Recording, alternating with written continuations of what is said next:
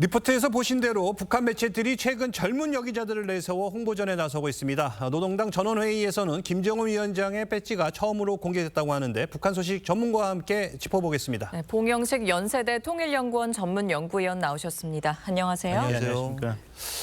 자, 이 최근 북한에서는요, 이 젊은 여기자들을 내세워서 관광지, 별미 등 홍보전에 나서고 있는데 여기자를 내세우는 특별한 이유가 있을까요? 북한 체제가 소위 장마당 세대 그리고 한국 문화에 굉장히 매력을 느끼는 이 젊은 세대를 마음을 잡아야지 정권의 안정성이 담보가 되는데 거기에 관해서 굉장히 큰 위기를 계속 겪고 있습니다.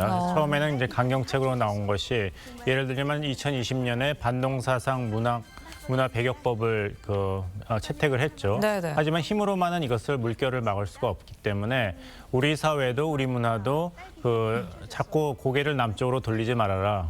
남쪽의 문화에 못지않게 훌륭하고 풍부하다 이런 것을 내세우면서 그런 민심을 다스리려고 하는데 아무래도 굉장히 힘들겠죠. 왜냐하면은 가짜가 진짜를 경쟁에서 이길 수는 없으니까. 예, 지금 민심도 있지만 사실 좀 해외 관광객을 겨냥했다 이런 지적들도 나오긴 합니다. 이번에 이제 푸틴 대통령이 24년 만에 평양을 국빈 방문을 했죠. 네. 그래서 성대한 그런 정상회의를 하고 또 상호 안보 협력 조약까지 채택했지 않습니까? 네. 근데 그 내용을 좀 보시면은 북한 측에서는 굉장히 대한민국을 의식한 면이 보입니다. 뭐냐면은 포괄적 전략적 협력 관계라는 이제 외교적인 관계를 러시아와 북한이 맺었는데 그것이 어떤 실질적인 큰 혜택은 없지만 러시아가 북한에 대해서 미국이 한국 정부를 대접하는 것만큼은 해달라 이런 요청이 있었던 것 같고 그것을 러시아 푸틴 대통령이 존중해 줬던 것 같아요. 네. 그러니까 북한을 정상국가로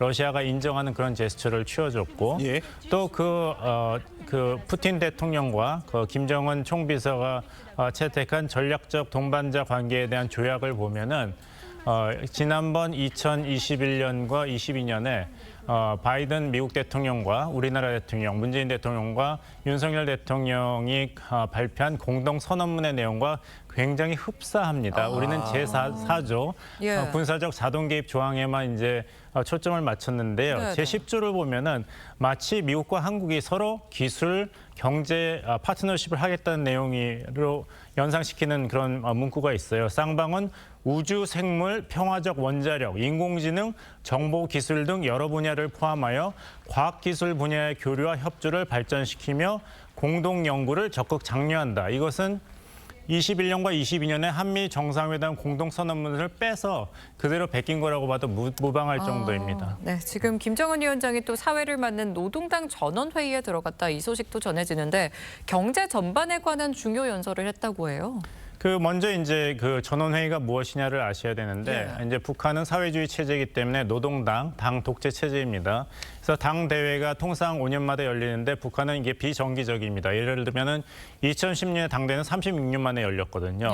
그럼 당 대회 중간에는 그래도 국가가 일을 해야 되기 때문에 당의 크고 작은 일을 결정하고 그 일을 하는 기구가 전원회의입니다. 그래서 매 당 대회에서는 노동당의 주요 간부를 선임하는데 이들이 바로 노동당 중앙위원회입니다. 그래서 이번에 제8기 10차 회의라는 것은 전원회의라는 것은 당대회 8기에서 선출된 이 일을 해야 되는 노동당 중앙위원회 회원들이 모두 참여하는 그러니까 전원회의죠. 다 참여하니까 10번째 전원회의라는 뜻입니다. 그래서 이런 노동당 중앙위원회 전원회의가 중요한 것은 당의 앞으로 노선을 어떻게 할 것인가. 아까 말씀드린 대로 북러 정상회담이 있었지 않습니까? 그러면 이제 실질적인 그런 정상회의 결과를 실천하는 방안을 마련해야겠죠.